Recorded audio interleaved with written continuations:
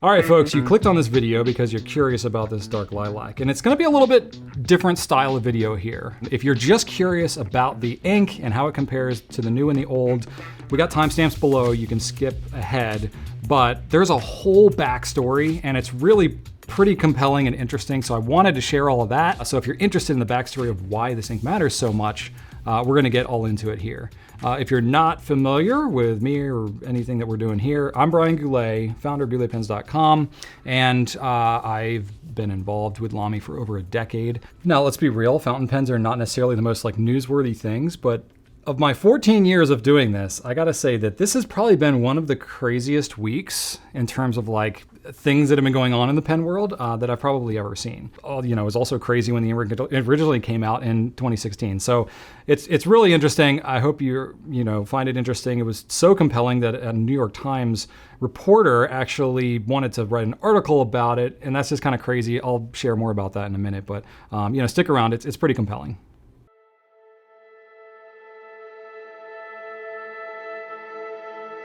There's an ink that's been legendary in the fountain pen world ever since it came onto the scene in 2016. LAMY, the German brand known for its many shades of gray, black, and gray-black pens in most of their models, had been branching out with some special edition releases of their introductory pen, the LAMY Safari. They had several Safari colors, but never a purple, until 2016 when they came out with Dark Lilac. This pen was a massive hit and made even more exciting because they announced that they were coupling it with a dark purple ink to match.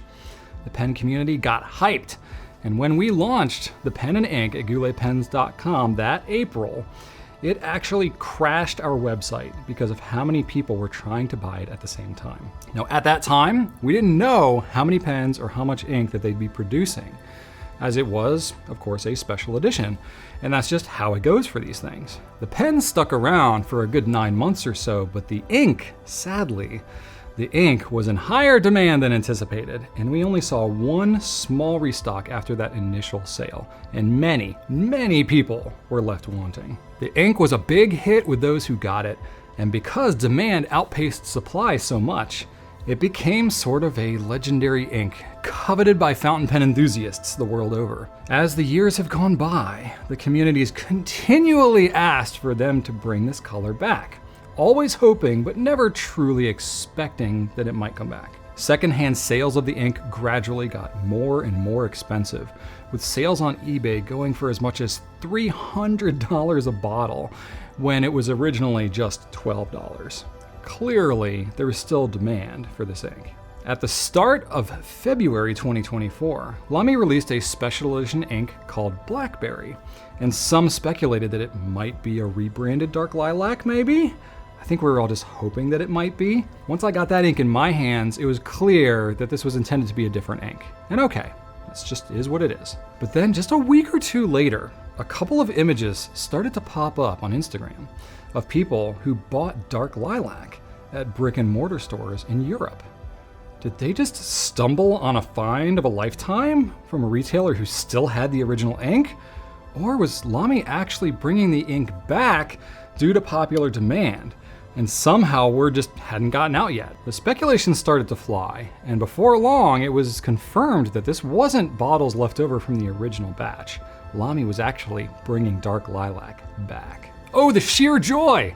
At long last, we can all enjoy this coveted ink that so few got to experience back in 2016. But alas, once the ink made it to a proud few who had both the original and the new one, something seemed a little off.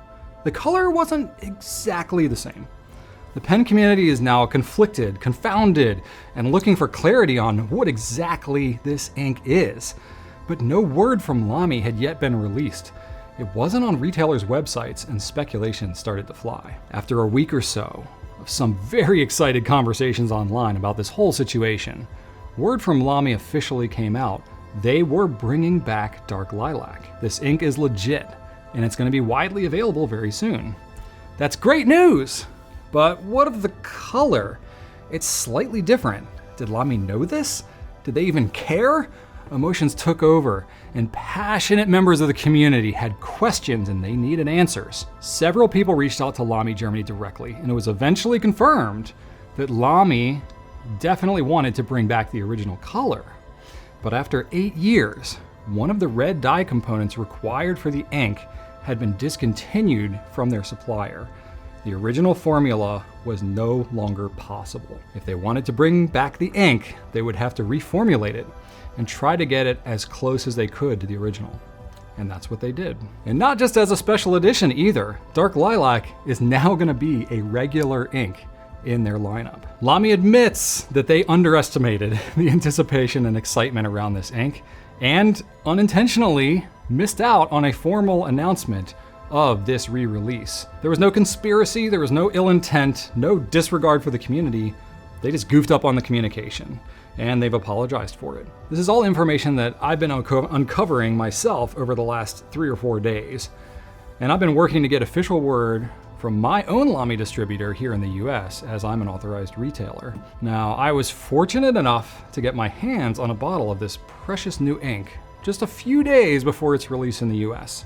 So I basically dropped everything, played with the ink, and am shooting this video today so that I can show it to you as soon as possible. To add to the excitement this past week, in the last week of February, on Wednesday the 28th, a press release went out that LAMY, the family-owned company founded in 1930 by Joseph LAMY, has been sold to Mitsubishi Pencil Ltd. In Japan. This was a total surprise, and perhaps might help all of us understand why perhaps LAMY might have been just a little distracted with the details of the company's selling, and may have missed some things on the Dark Lilac communication.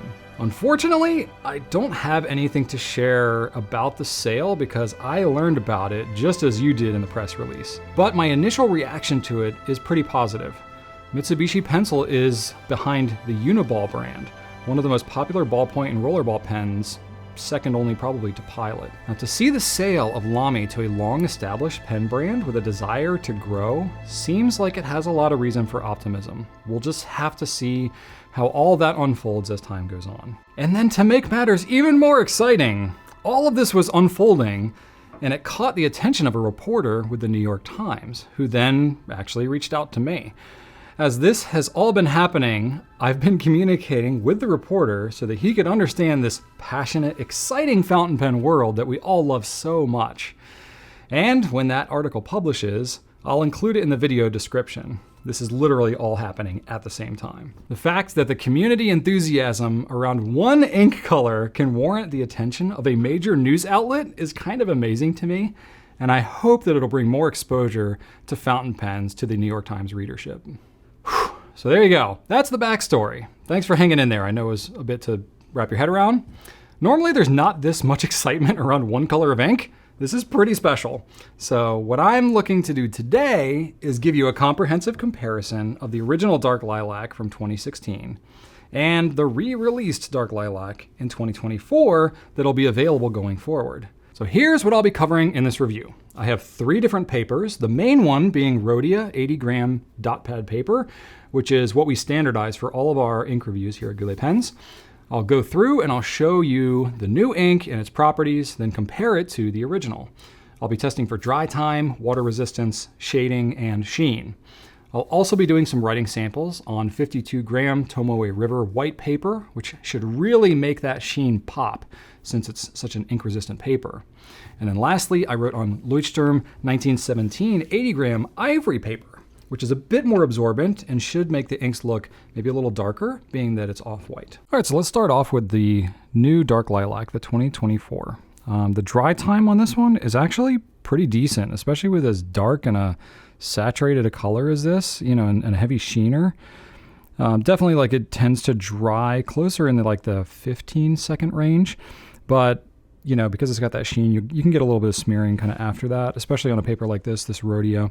It's very, very ink resistant paper, so it's not a total surprise. I did find that the dry time was maybe a little bit faster than with the original Dark Lilac, so that's kind of a nice change to see. Now for the drip test here, testing for water resistance. So I just dripped some water on the page, left it for about 15-20 seconds, soaked it up with a Q-tip, and then I just took a wet Q-tip and swabbed it right across the bottom. And honestly, it's not the most water resistant ink. I wouldn't necessarily expect that with purples like these. If you do drip some water on it, you can still read what's there, but at the same time, you know, there's a good amount of bleed that happens when it's wet like that. I do find that there's like a more vibrant pink that you can kind of pull out of this color. So actually, I think that if you are using this for doing any type of watercolor or ink washing, you're probably going to like the new color even better because it can pull more color out of it like that. But neither of these are particularly water resistant, the old or the new one. So I've done multiple tests here, and you know, I didn't do this one real time, but basically I take a Q-tip swab, saturate it with ink, I do a swipe across here, a second one, and then a third one. And the reason I don't do this real time is because it really needs time to dry. But it can show you really how saturated the ink color is, as well as how heavy of a sheen it gives. So you can see here, when you do one swipe across, you know, it'll pool up a little more in some places, especially with something as wet as a Q-tip. But then you really start to see where that sheen comes through, especially where it's heavier. And then really by the time you do the second and third swipe, you can't tell any difference. So this is a very heavily saturated ink. If you had an ink with a lot of shading and stuff like that, not only would you see it in the writing, but you would see it, you know, in this kind of swab test down here. So that's why I do it that way. And then comparing that to the original dark lilac, you can see here it's kind of the same thing. It's very well saturated. You're not getting a lot of color variance between the different swabs going across. But there's significantly less sheening. When there is sheen that happens, it's more of a gold tone instead of a green. But even on this Rhodia paper with 3 wet Q-tip swabs, you're really not seeing much sheening here. So the new color is definitely more of a sheening monster than the original. And then that saturation and the sheen is especially pronounced when you use it on different papers. You know, this is on a Leuchtturm 1917 paper, which is not particularly ink resistant, but it is interesting just how the ink kind of pools up differently and spreads out a little differently. Here you can see there's a much more of a almost like green kind of like halo, or just like a green wash almost over the ink. So it actually looks much lighter and like more desaturated in color because that sheen is so heavy on the new ink. Whereas you just get kind of that straight up purple. You get a teensy bit of sheen here in the old ink, but the new one, I mean, just look at that. It looks like it's crazy. It's intense. And then to really show the intensity, we have Tomoe River paper. This is the 52 gram, and this is very thin. You can actually see through it in the writing behind it, but this really sheens more than any other paper I've ever seen. And then when you're looking at that, I mean, all you see almost is the sheen. So you do see a little more of the gold sheen here, but I mean, literally completely saturated Q-tip on this paper is what it takes to get this to sheen. I mean, this ink will sheen pretty much without trying, but it really looks more pronounced, the difference, when you see it on this paper in particular. So when it comes to the ease of cleaning with these two, now I've not cleaned them out like super thoroughly or in all kinds of different pens, but I will say it's going to be a little bit more work to clean out. So in the dark lilac here, I've got dark lilac, the old one, and I've got the new one here in this charcoal. And you can see that green sheen is like, it's basically left a coating on the nib, and it's pretty pronounced. So, you know, it's not like that clings on forever. It'll clean off pretty easily, especially with water or if you have pen flush or something like that. But, you know, if you got a pen with a lot of fins or something like that, or, you know, you leave it in there for a long time and it kind of dries out, you might need to use either something like a pen flush or maybe a feed brush or something like that to mechanically try to remove it. So it is a little more work on the new ink to remove it from a pen. As far as the flow goes, the flow honestly seems pretty consistent between the two inks. The original one actually felt pretty dry on the page to me. The 2024 is maybe slightly wetter, but there's not a huge difference. Neither of these are a super gushy ink. So if anything, it feels like it leans a little more to the dry side. They both wrote pretty consistently for me. Hard starting a little bit here and there, but nothing prohibitive. I didn't feel like the ink was like rushing out of the pen. If anything, I felt like it was a bit maybe more drag from the nib than I might see from some other inks. All right, so I wanted to compare these definitely between the two, just kind of summarize it a little bit. So looking at the 2024 Dark Lilac, It's going to be a little slightly browner overall than the 2016 color. Maybe looks a bit desaturated on some papers, especially that Tomoe, because of that heavy green sheen that you get. It can sort of wash out the purple in some papers and some nibs. The more absorbent paper and the finer the nib that it's going to be, it's going to be harder to tell the difference between the two inks. But when you put more ink on, that's when you can tell more, basically because of that sheen. To my eyes, the new Dark Lilac actually kind of falls between the 2016 ink and the new Blackberry that just came out. That's a special edition for the 2024 Safari. But honestly, these are all wonderful colors. And when you actually take the original pen, not that this is available anymore, but the original Dark Lilac Safari, the original ink was a little bit brighter. It was a little more vibrant than this color on the pen. I could argue that the new ink actually a little more closely matches the pen color. So, I'm curious what y'all think about that. But to my eyes, that's a little bit how it looks. So the original Dark Lilac here, slightly brighter, like maybe a little bit more magenta than the new one. But it's also not going to be quite as bright as the Azurite, which is the regularly offered ink in their LAMY Crystal line. It has that very, very slight gold sheen, but you'll almost never see it. You got to really dump it on there on some paper like Tomoe to even get a chance to look at it. And of course, like when you're looking at the two inks side by side like this, which is not going to happen all that often because not that many people have the original ink, it's going to look more drastic, of course. But, I would definitely argue that the new ink is a suitable substitute and as close as they were able to get it. And then I wanted to compare it too because, part of the initial confusion around the Dark Lilac re-release was, is this Blackberry? Is what Blackberry supposed to be? The new Dark Lilac, it's distinctly different color. It's all in a very similar family of purples, but it is a different color. And I will say the new Blackberry, that sheen's even heavier than the new Dark Lilac. So when you see them side by side, it feels like the new Dark Lilac is a little more somewhere kind of in between the Blackberry and the original Dark Lilac. So the Blackberry, darker purple, much more of a brown tone, and it has more of a gold sheen to it, but that gold sheen is very, very strong and can really, lighten up that color quite a bit with that sheen. And then last but not least here, just so we can get an idea of how it compares, I have LAMY Azurite. So this is the regularly offered color. This comes in a 30 ml bottle. The Azurite next to the Blackberry looks pretty darn different. But then if you compare it to the original Dark Lilac, the Azurite is a much brighter purple. And then the new Dark Lilac here, sorry, it's getting a little crowded.